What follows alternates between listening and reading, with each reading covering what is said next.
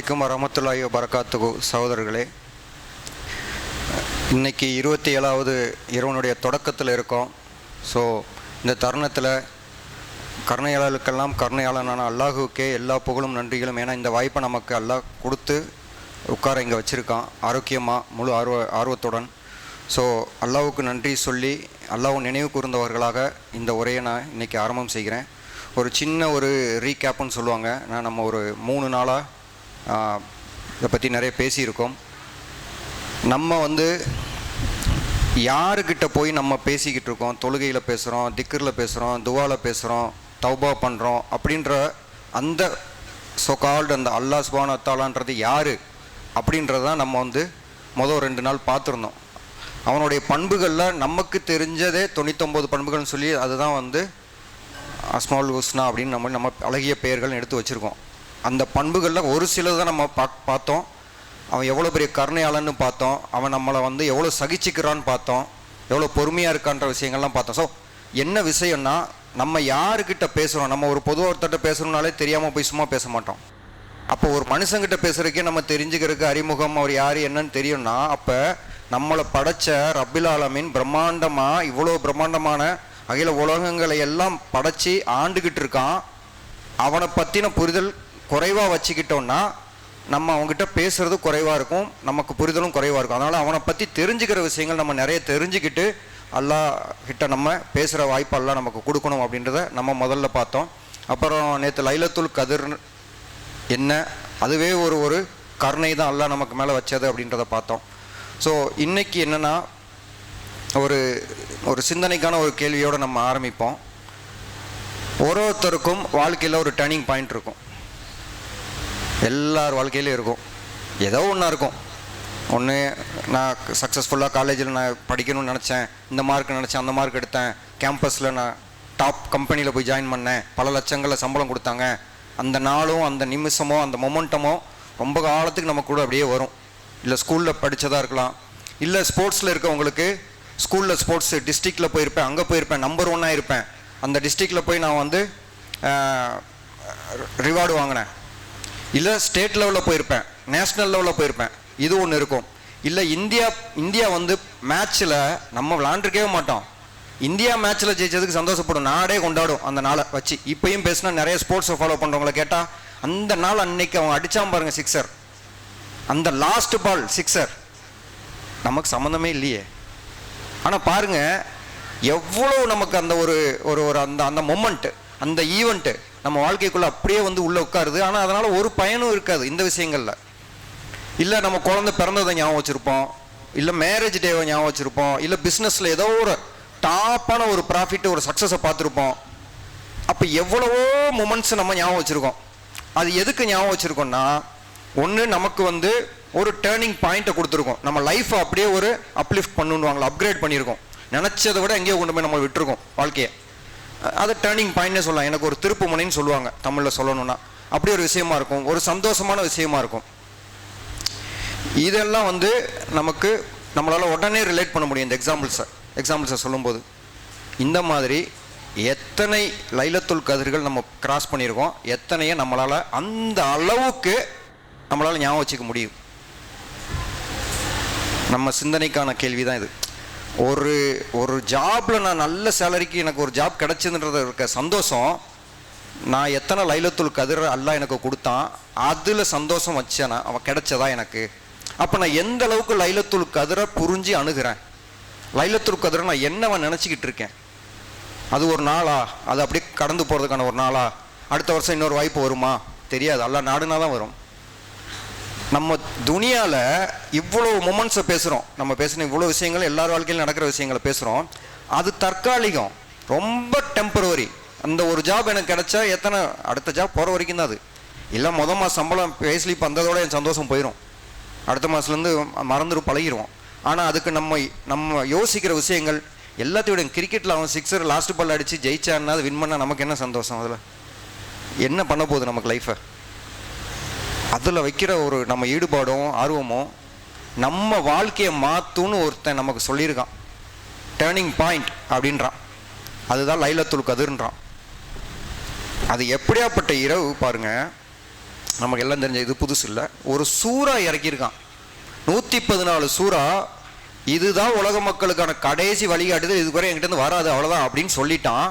6000 சொச்ச வசனங்கள் உள்ள உட்காந்துட்டு இருக்கு. அதில் ஒரு 4-5 வசனங்களை இறக்கியிருக்கான்னா அப்போ அது எவ்வளோ பெரிய முக்கியமான ஒரு இரவு. ஒரு இரவுக்கு ஒரு நைட்டு, மக்ரிப் டு ஃபஜர், அவ்வளோதான். ஒரு மக்ரிப் டு ஃபஜர் என்ன ஒரு 12 மணி நேரம் இருக்குமா ஆவரேஜா? அவ்வளோ கூட இல்லை, 11 மணி நேரம் கூட வச்சுக்கலாம். நமக்கு ஒரு கண்ட்ரிக்கு மாறும். ஒரு 10-12 மணி நேரம்ன்ற ஒரு காலத்துக்கு ஒரு சூறா இறக்கியிருக்கான். 1400 வருஷமா இதை நம்ம எல்லாம் படிச்சுக்கிட்டு இருக்கோம்னா இது ஒரு பக்கம், இது நமக்கானது. படைச்சவனே சொல்றான் இது கண்ணியமான இரவுன்றான். இப்போ ஒரு உதாரணம் எடுப்போமே. இப்போ நான் ஒரு கம்பெனியில் ஒர்க் பண்ணிட்டு இருக்கேன். ஒரு வருஷம் சூப்பராக பெர்ஃபார்ம் பண்ணேன், டாப் பெர்ஃபார்மர் அப்படின்னு சொல்லி ஒரு மேடையில் ஏற்றி ஒரு கோல்டு, ஒரு ஒரு பிரான்ஸ் கோல்டுன்ற மாதிரி ஒரு கோல்டு ஷீல்டு கொடுக்குறாங்கன்னு வைங்க. அப்போ அவங்க என்னை என்ன பண்ணியிருக்காங்க, கண்ணியப்படுத்திட்டாங்கன்னு ஒரு 1000 பேர் முன்னாடி பண்ணால் எவ்வளோ சந்தோஷம் இருக்கும், எவ்வளோ பேர்ட்ட போய் ஷேர் பண்ணி எத்தனை நாள் அதை ஞாபகம் வச்சு அடுத்த வருஷத்துக்கு அதை விட உழைக்க முயற்சி பண்ணுவோம். ஏன்? கண்ணியப்படுத்திட்டாங்க என்னைய. அப்போ ரப்புல் ஆலமீன் அவன் சொல்கிறான் இந்த இரவு நான் கண்ணியப்படுத்தியிருக்கேன்றான். அப்போ எவ்வளோ பெரிய ஒரு இரவாக இருக்க முடியும் இந்த இரவு. இந்த 10-12 மணி நேரம்ன்றது அவன் கண்ணியப்படுத்தினவங்கன்னு அவன் ஓப்பனாக வேற எங்கேயுமே இதை பற்றி பேசலை. அந்த இரவை மட்டும்தான் இவருக்கு பேசியிருக்கான். மித்தவங்களாம் நமக்கு தெரியும், நபிமார்களை கண்ணியப்படுத்துவான் பண்ணியிருக்கான். ஆனால் இதை ஓப்பனாக சொல்லியிருக்கான்னா எப்படிப்பட்ட இரவாக இருக்க முடியும்? ரப்புல் ஆலமீனுடைய கண்ணியத்தில் இறங்கியிருக்கிற இந்த இரவு நமக்கு அது மேலே எவ்வளோ கருணையை வச்சு இதை நம்மக்கிட்ட கொடுத்துருப்பான். அப்போ நம்ம இங்கே உயிரோடு உட்காந்துருக்கோன்னா எவ்வளோ பெரிய வாய்ப்பை கொடுத்து வச்சுருக்கான். எத்தனை இரவுகள் நம்ம இதுக்கு முன்னாடி இந்த வாழ்க்கையில் கடந்தாச்சு, இன்றைக்கி எத்தனாவது இரவாக வந்து உட்காந்துருக்கோன்னா அத்தனை இரவுகளையும் நமக்கு அவன் கருணையால் இறக்கி வச்சுருந்துருக்கான். நம்ம அதை எப்படி பயன்படுத்தி இருக்கோம், இனி எப்படி பயன்படுத்த போகிறோன்றது நம்ம சுய பரிசீலனைக்கு விடப்படுற ஒரு கேள்வியாக தான் நம்ம இதை பார்க்கணும். சரி, அப்படி அந்த இரவு வந்து நமக்கு என்ன பண்ணிரும் அதை பார்ப்போமே.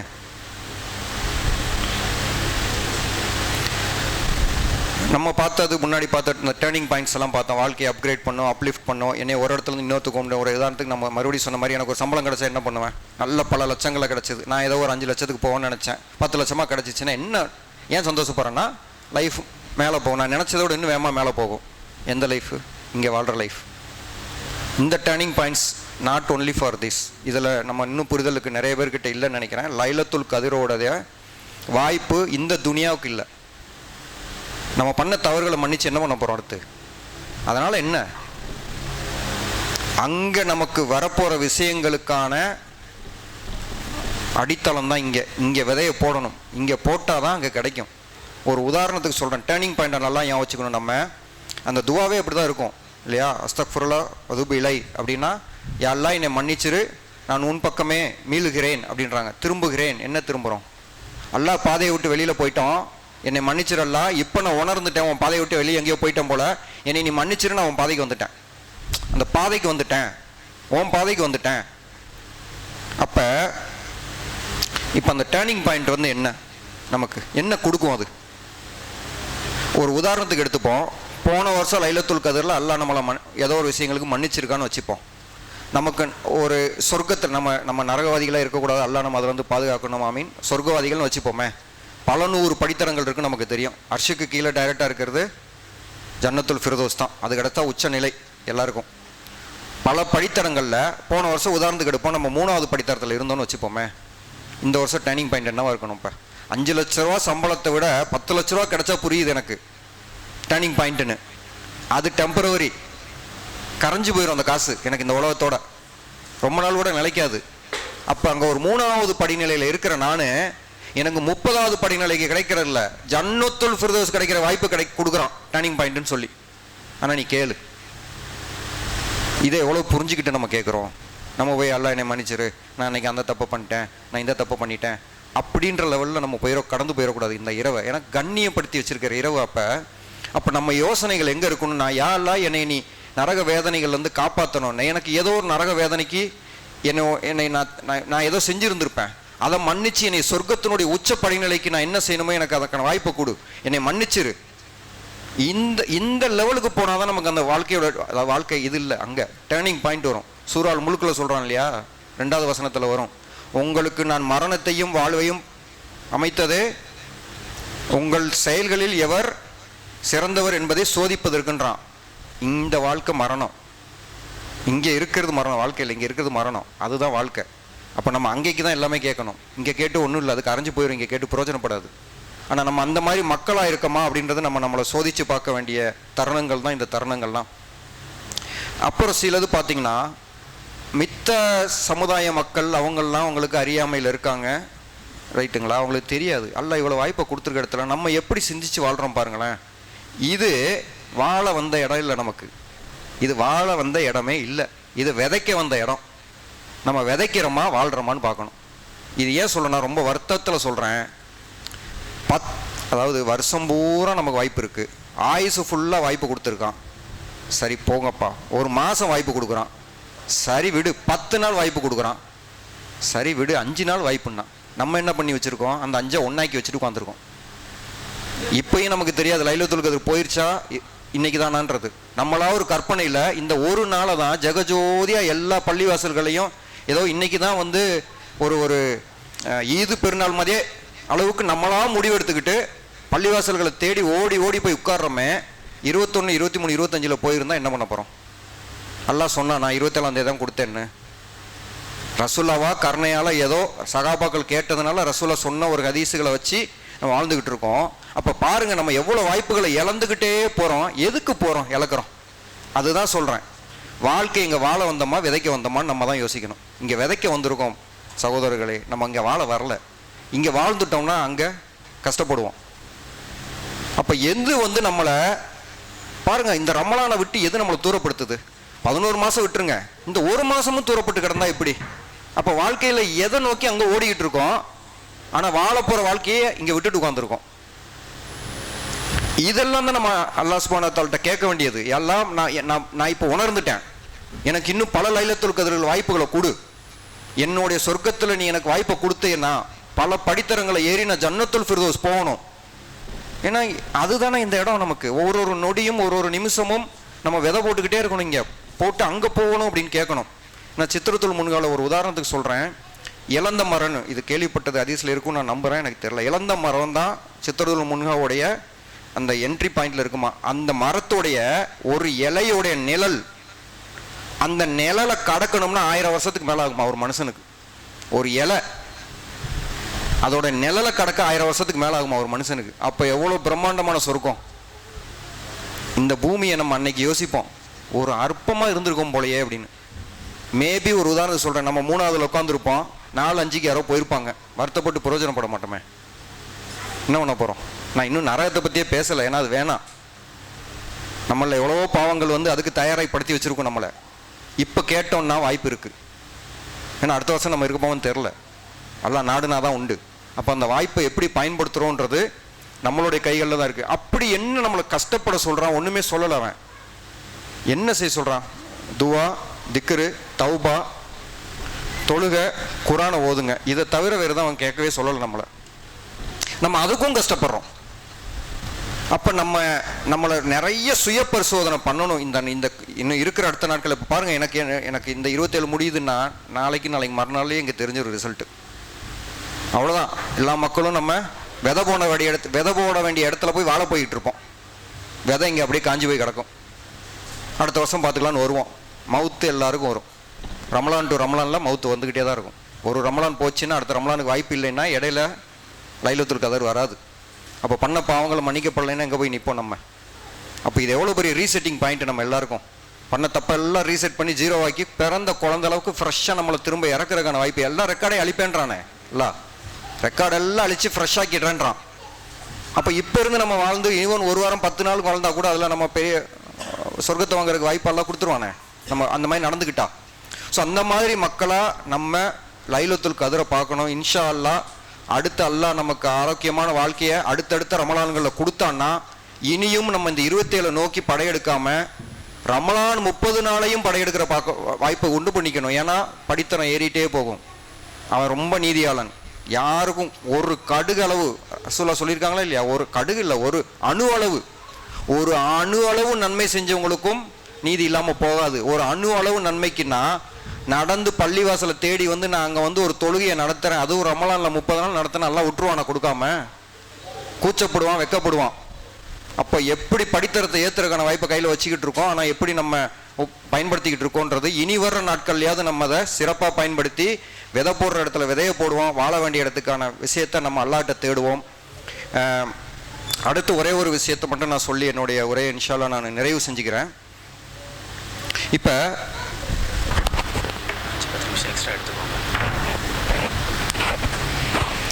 இப்போ என்னுடைய அனுபவமாக சொல்கிறேன். நான் பிறப்பால் ஹிந்து மதத்தில் பிறந்து வந்தவன், அப்புறம் நாத்திகனானவன். இதை நான் முன்ன சின்ன ஒரு பேக்ட்ராப்பை சொன்னால் தான் உங்களுக்கு அதனுடைய சின்ன பேக்ட்ராப்பை சொன்னால் தான் உங்களுக்கு என்னுடைய அனுபவமாக நான் இங்கே நான் வரும்போது எதை பார்த்துட்டு வர்றேன், இங்கே என்னவா இருக்குன்றது கொஞ்சம் புரியும். அதனால் கொஞ்சம் என் கூட ஒரு 5 நிமிஷமோ ஏதோ கொஞ்சம் டைம் எனக்காக ஒதுக்கி கொடுங்க இன்ஷா அல்லாஹ். நான் நாத்திக வாழ்க்கையை வாழ்கிறேன்.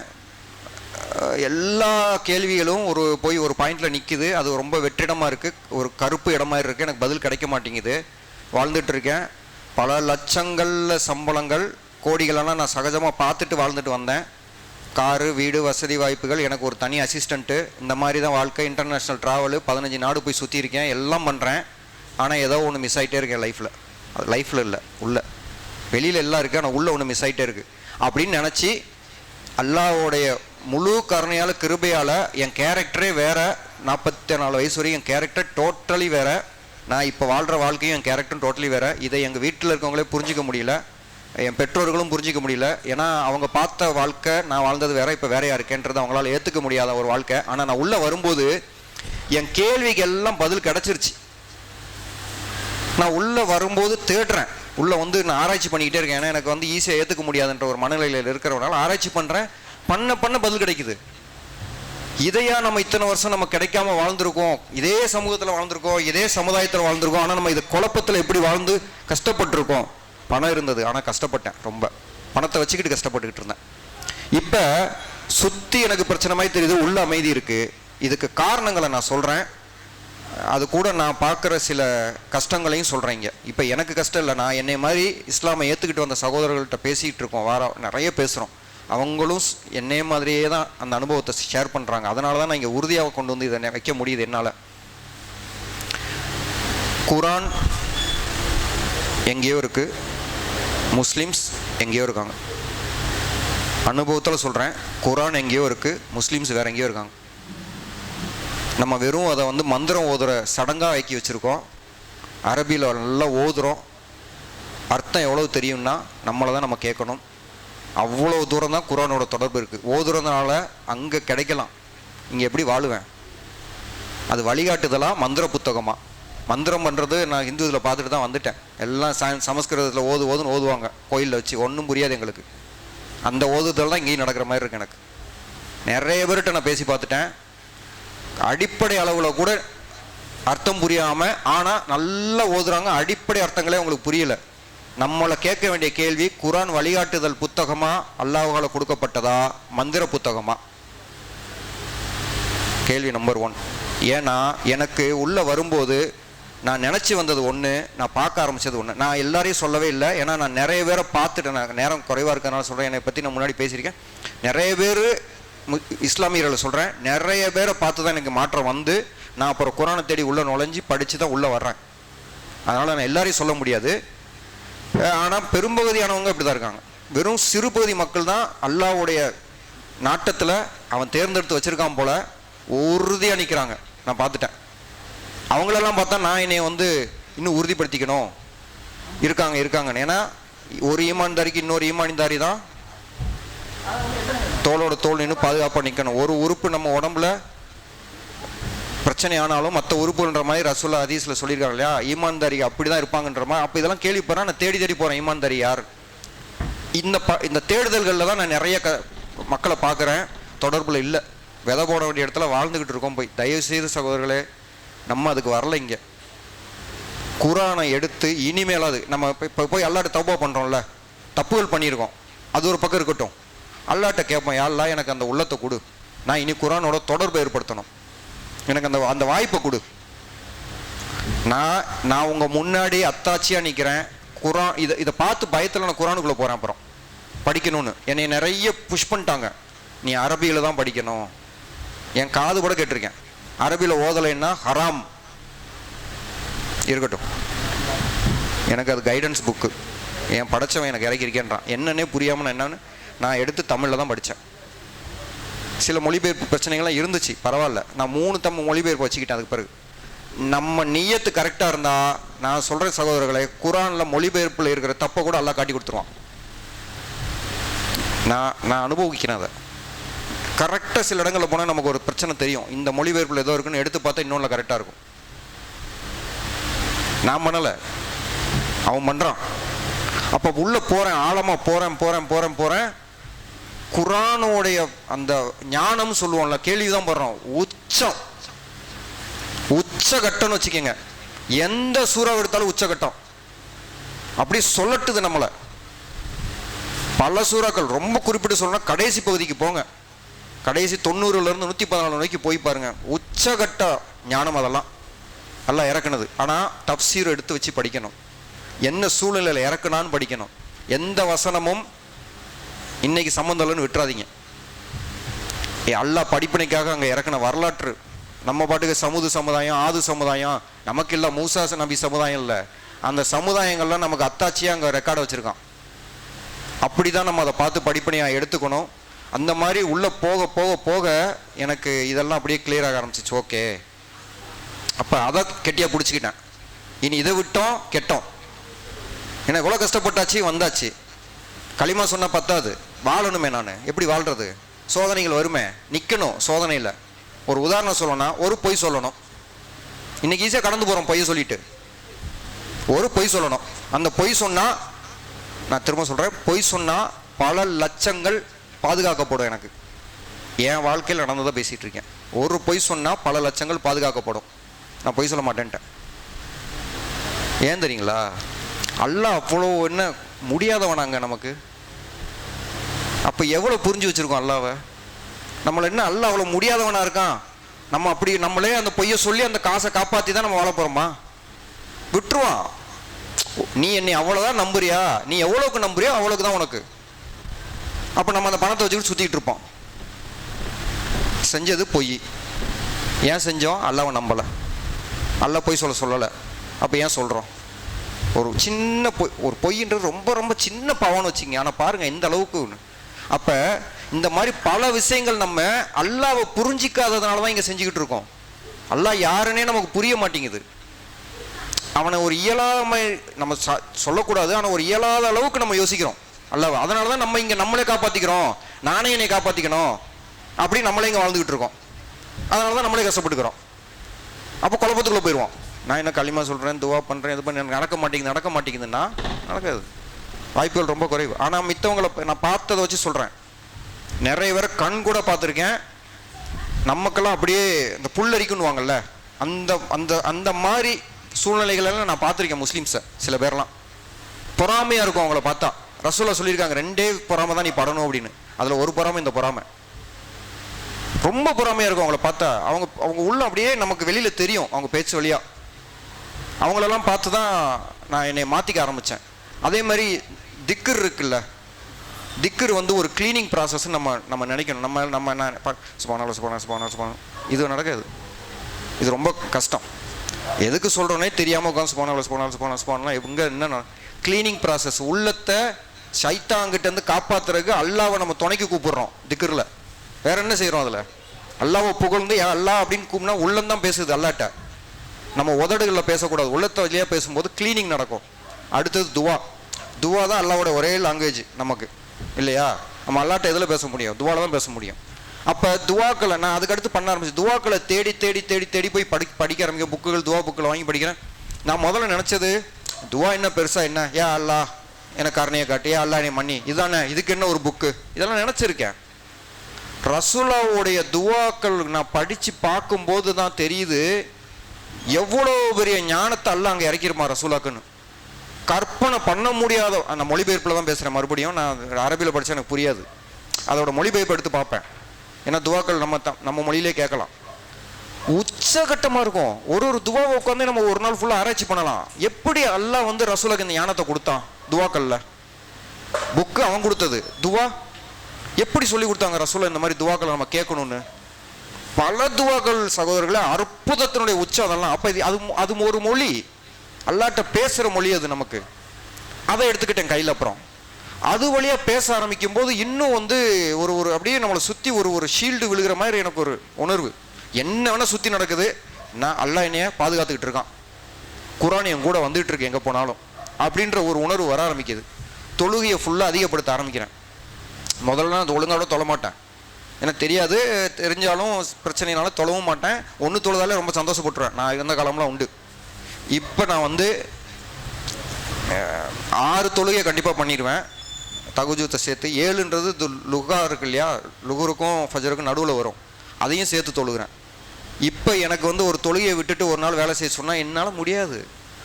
தொழுகையாக சில கோடி இப்போ இருக்கப்பானா நான் சில கோடியை விட்டுட்டு தொழுகைக்கு போயிடுவேன். அந்த மனநிலையை தான் நான் உறுதியாக நிலப்பிடிச்சு நிற்கணும்னு. ஏன்னா அல்லாஹ் ஆசையை காட்டிட்டான், அங்கே ஒன்று இருக்குது, வர்றியா இல்லையான்றான். இந்த வாழ்க்கையோடைய இதை பார்த்துட்டேன் நான். இது சும்மா ஏமாத்து வேலை. இது பணம் இப்படி வரும், இப்படி போயிடும், பிரச்சனையும் வரும், போயிடும். நம்ம எப்படி நிற்க போகிறோம், அந்த பணத்துலையும் பிரச்சனையிலையும் புகழ்லையும் தான் சோதனையில் இங்கே நிற்கிறோம். ஸோ இதெல்லாம் தான் என்னுடைய அனுபவம், நான் பார்த்தது. குர்ஆனையும் நான் எப்படி படிப்பேன்னா, டெய்லி 2 வசனம், ரொம்பலாம் கூட இல்லை, 2 வசனம். ஆனால் என்ன நம்ம வச்சுக்கணும்னா, குர்ஆனோட நான் டச்சில் இருக்கேனா இல்லையா. அதை விட்டு இந்த 30 நாளில் 30 ஜுஸுன்னு சொல்லி ரமதான் அப்போ மட்டும் திறந்து படித்து மந்திரமாக ஓதிட்டு திரும்ப மூடி வச்சுட்டு நான் முஸ்லீம் தான் வெளியில் போய் வாழ போனோம்னா அல்லாஹ் நம்மளை காப்பாற்றணும். இப்போ குர்ஆனோட எனக்கு தொடர்பு இல்லாத நாட்கள்லாம் இருக்குது. நானும் ஏன்னா அல்லாஹ்வை தவிர யாரும் பெர்ஃபெக்டாக இருக்க முடியாது, எல்லாருக்கூடயும் குறைகள் இருக்கும். அந்த நாட்களில் எனக்கு வித்தியாசம் தெரியும், தெளிவாக தெரியும். ஆனால் 2 வசனத்தை நான் படிச்சுட்டு போனேன், அன்னைக்கு என்ன நடந்தாலும் நிம்மதியாக இருக்கும், திரும்ப தூங்குறதுக்கு நிம்மதியாக இருக்கும். அப்போ யோசிச்சு பாருங்க, இப்படி இருக்கும்போது ஒருத்தன் எப்படி அதை விட்டுட்டு போவான் அடுத்து. இந்த அனுபவங்கள்லாம் சில பேருக்கு இருக்குது, சில பேர்கிட்ட இல்லை. அந்த இல்லாதவங்களுக்கு அல்லாஹ் அந்த வாய்ப்பை நமக்கு உண்டு பண்ணி கொடுக்கணும். ஸோ அதனால் குர்ஆனோட தொடர்பை எடுத்துப்படுத்துங்க. அல்லாஹ் என்ன பேச வரான், இது என்கிட்ட எதே சொல்ல வர்றான்னு உட்காருவோம், தஃப்சீரை படிப்போம், ஒரு டைமை செலவழிப்போம். எவ்வளவோ சோஷியல் மீடியா போகிற ரீல்ஸு போகிறோம், ஏதோ கதை பேசுகிறோம், பிரயோஜனப்படாத கதைகள்லாம். ஆனால் எடுத்து படித்து பார்க்கணும் சகோதரர்களே. சூரா வல்லசர், நேரம் காலத்தின் மீது சத்தியம்னு நம்ம அசால்ட்டாக பேசுகிறோம். அந்த சூறாலாம் என்னைய புயல் புரட்டி போட்ட மாதிரி புரட்டி போட்ட சூறா. 3 வசனம் தான், மொத்தத்தையும் முடிச்சிட்டான்.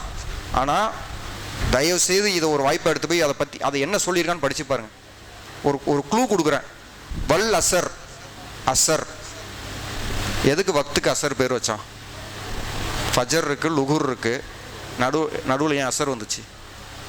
அப்புறம் மக்ரிப் வருது, இஷா வருது, அசர் என்னைக்காவது சிந்திச்சிருக்குமான்னு பாருங்கள். ஏன் அந்த சூறா பேர் அசரு, இந்த வக்து பேர் அசர்? கனெக்ஷன் இருக்குது. பல அறிஞர்கள் சொல்லியிருக்காங்கன்னு கேள்விப்பட்டது. அந்த ஒரு சூறா போதுமா? 113 விட்டுருங்க, அந்த ஒரு சூறா போதும் அல்லாஹ் நம்மளை கேள்வி கேட்கறதுக்கு. அவ்வளோ விஷயம் அந்த ஒரு சூறாக்குள்ளேயே ஒளிஞ்சிருக்கு. ஆனால் அர்த்தம் புரிஞ்சு படிக்க ஆரம்பித்தோன்னா உண்மையிலே சொல்கிறேன், நம்ம வழிகேட்டுக்குள்ளே போனாலும் பயப்படுவோம், திரும்ப ஓடி வந்துடுவோம். லைலத்துல் கதிர் வரைக்கும் கூட வெயிட் பண்ண மாட்டோம், அன்னன்னைக்கே கேட்டுருவோம். அடுத்த வக்தில் போய் கேட்டுருவோம் அல்லாட்ட, என்னை மன்னிச்சிரு, நான் ஏதோ உன்னை பாதியிலேருந்து போயிட்டேன், பயமாக இருக்குன்னு. ஆனால் இதெல்லாம் நடந்தால் தான் அந்த வாய்ப்பு எனக்கு கிடைக்குது. ஸோ அந்த மாதிரி வாய்ப்பை நம்ம எல்லாருக்கும் அல்லாஹ் உண்டு பண்ணி கொடுக்கட்டும். இந்த நொடியிலிருந்து இனி நமக்கு எப்போ அல்லாஹ் மௌத்தை நிர்ணயிச்சிருக்கானோ அதுக்கு உள்ள நம்மளுடைய படித்தரம் எங்கே வச்சுருக்கான் இந்த நிமிஷம் வரைக்கும் தெரியல. ஆனால் இதுக்கு பிறகு நம்ம அல்லாட்ட கேட்டு வாங்க போகிற படித்தரங்கள் இதை விட இன்னும் உயர உச்சத்துக்கு ஜன்னத்துல் ஃபிர்தௌஸ் நோக்கி போகிற படித்தரங்களை நம்ம கேட்டு அல்லாட்ட சண்டை போட்டு வாங்குகிற ஒரு முஸ்லீம் மூமின்களாக நம்ம மாறணும். ஆமீன். ஸோ இந்த ஒரு நல்ல வாய்ப்பை உண்டு பண்ணி கொடுத்த அல்லாஹ்வுக்கு எல்லா புகழும் நன்றிகளும். அஸ்ஸலாமு அலைக்கும் வரஹ்மத்துல்லாஹி வபரகாத்துஹு.